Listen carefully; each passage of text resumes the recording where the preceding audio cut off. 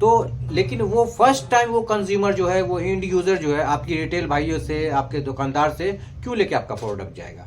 तो उसके लिए भी आपको कुछ सोचना होता है, आप मैन्युफैक्चरर भाइयों को सोचना होता है, कुछ ना कुछ उसमें ऑफर लगाना होता है।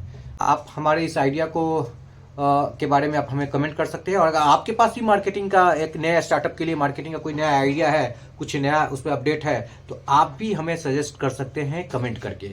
तो कमेंट करना ना भूलें। हेलो दोस्तों, कैसे हैं आप सब?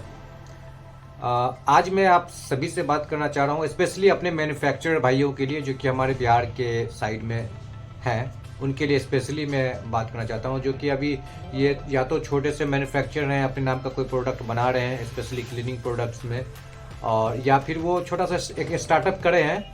तो उनके लिए ये कुछ ये वीडियो है, ये कुछ 2-4-5 मिनट हैं उनके लिए। तो मैं उनसे बात करना चाहता हूँ जो हमारे मैन्युफैक्चरर भाई हैं।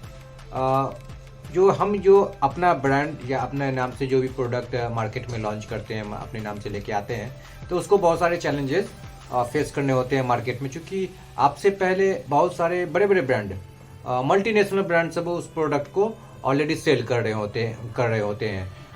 कुछ लोकल प्रोडक्ट भी सेल कर रहे होते हैं, जो कि क्वालिटी तो सही नहीं होती, लेकिन इतने सस्ते होते हैं वो कि वो भी मार्केट में अपना कुछ न कुछ इधर उधर कचरा फैला रखे होते हैं। और जो वेल नोन ब्रांड है, तो उनकी क्वालिटी थोड़ी अच्छी होती है, तो वो अपने नाम के बूते पे, अपने नाम के ताकत पे वो मार्केट में बने हुए रहते हैं। तो इस दोनों के बीच में आप अपना प्रोडक्ट लेके आ रहे हैं, जो कि क्वालिटी भी दे रहे हैं और कुछ सस्ता भी दे रहे हैं।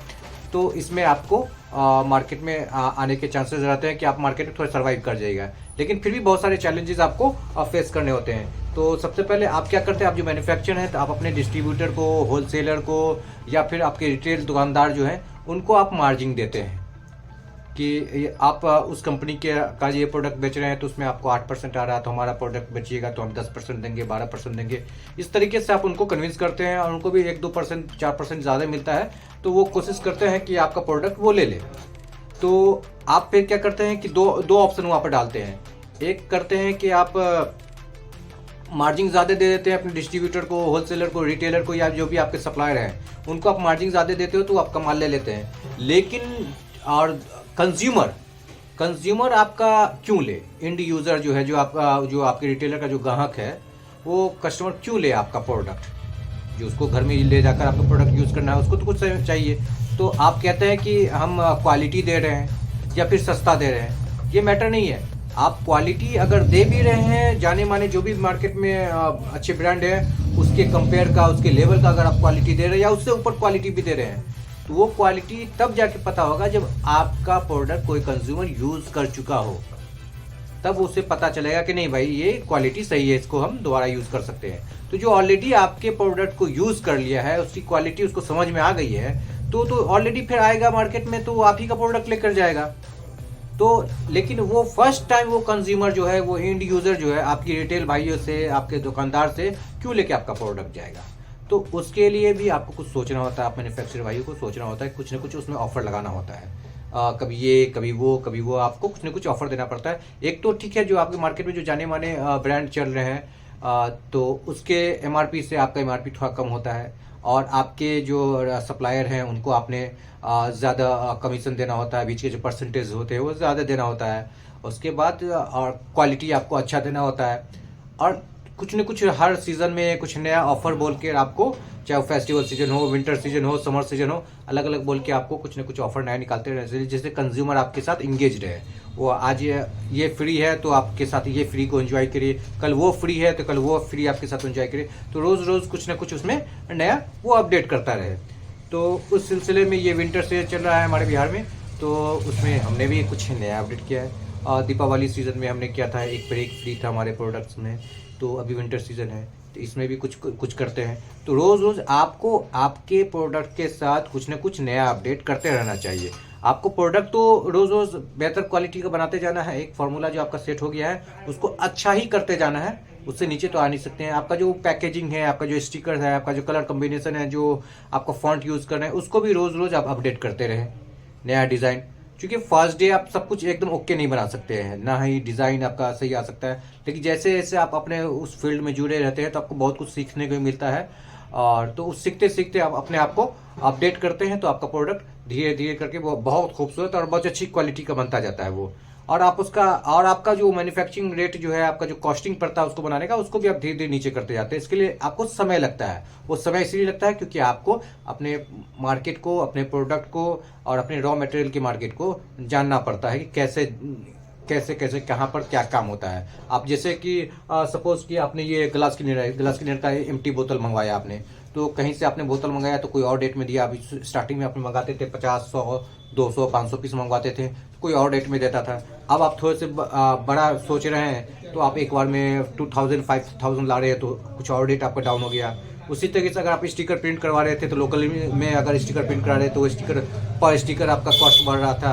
अब थोड़ा सा अगर आप दिल्ली चले गए हो, गुजरात चले गए हो, वैसे जगह से अगर आप प्रिंट करवा के मंगा रहे हो, थोड़ा बल्क में मंगवा रहे हो, तो उसमें आपका कॉस्टिंग थोड़ा बच रहा है। तो इस तरीके से आपको खुद को अपडेट करना पड़ता है, उसके लिए समय लगता है आपको। जहाँ से आप रॉ मटेरियल ला रहे थे, पहले लोकल ला रहे थे तो कॉस्ट थोड़ा हाई हो जा रहा था लोकल से आपका, और या फिर क्वालिटी थोड़ी ऊपर नीचे होती थी। आपको स्टार्टिंग में केमिकल का भी आपको पहचान नहीं था, क्वालिटी का रेट का उतना भी पता नहीं चल पाता था।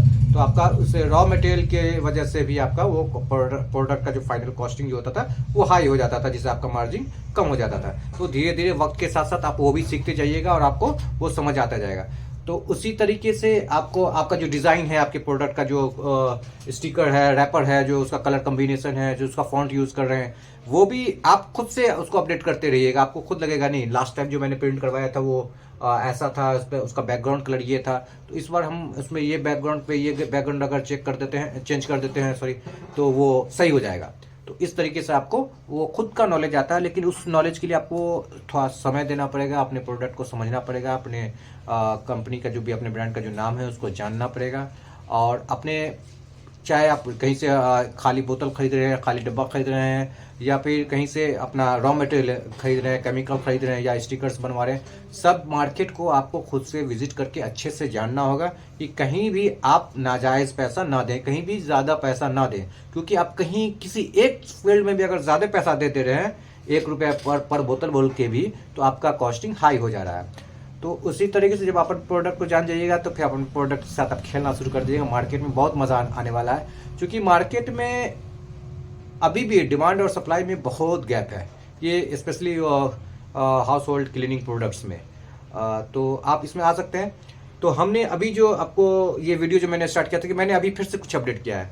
तो हमारा ऑलमोस्ट जो भी 10-12 किस्म का जो हमारा जो प्रोडक्ट्स है, उसका डिफरेंट साइजेस भी है, लेकिन तो उस सारे प्रोडक्ट पे हमने इस बार अभी क्या है कि ये जैसे कि आपको दिखा रही है, जैसे कि हमारे ये टॉयलेट क्लीनर 500 ml का है, ठीक है। तो इस पे देख सकते हैं आप, जैसे कि ये आप देख सकते हैं, ये हमने हमारा ही नोरा शाइन का जो डिश वॉश केक है, ये जो हमारा डिश वॉश केक जो है नोरा शाइन का ही, हमने इसे फ्री दिया है अपने हर प्रोडक्ट पे हमने हमारा नोरा शाइन का डिश वॉश केक फ्री दिया। तो ये स्टिकर हमने प्रिंट करवाया है, हमने स्टिकर भी इस पे लगाया है। और जहाँ जिस दुकानदार भाइयों को, जिस पार्टी को मैं अपना ये प्रोडक्ट भेज रहा हूँ, बिना किसी एक्स्ट्रा उनका कॉस्ट बढ़ाए हुए, हम उनको साथ में ये जितने पीसेस जाते हैं उस हिसाब से उनको डिश वॉश केक भी एक्स्ट्रा या फ्री बोल के उसको उनको अलग से कार्टन में पैक करके दे देते हैं, ताकि वो अपने ग्राहक को, जो कंज्यूमर हैं, जो इंड यूज़र हैं, उनको दे। तो इंड यूज़र हैं, अब उनको आप सस्ता दे दोगे मैटर नहीं करता, क्योंकि मार्केट में बहुत सारे लोकल प्रोडक्ट जो हैं बहुत सस्ता में भी दे देता है, तो आपको मैटर नहीं करता है। और क्वालिटी अगर है आपके पास, तो क्वालिटी अगर वो प्रोडक्ट ले जाएगा तभी समझ पाएगा कि आपका क्वालिटी कैसा है। लेकिन काउंटर पर से फर्स्ट टाइम वो आपका प्रोडक्ट इसलिए खरीदेगा जब उसको कुछ ना कुछ नया देखने को मिलेगा। तो आप इसी तरीके से कुछ ना कुछ अपडेट कर सकते हैं, कभी ये फ्री, कभी वो फ्री, कभी 2 पे 1 फ्री, कभी 1 पे 1 फ्री। इस तरीके से आप मार्केट में लगातार अपनी गर्मी बनाए रखें, प्रोडक्ट्स का कुछ ना कुछ नया लाते रहें। तो उसी कड़ी में मैंने आज ये किया है।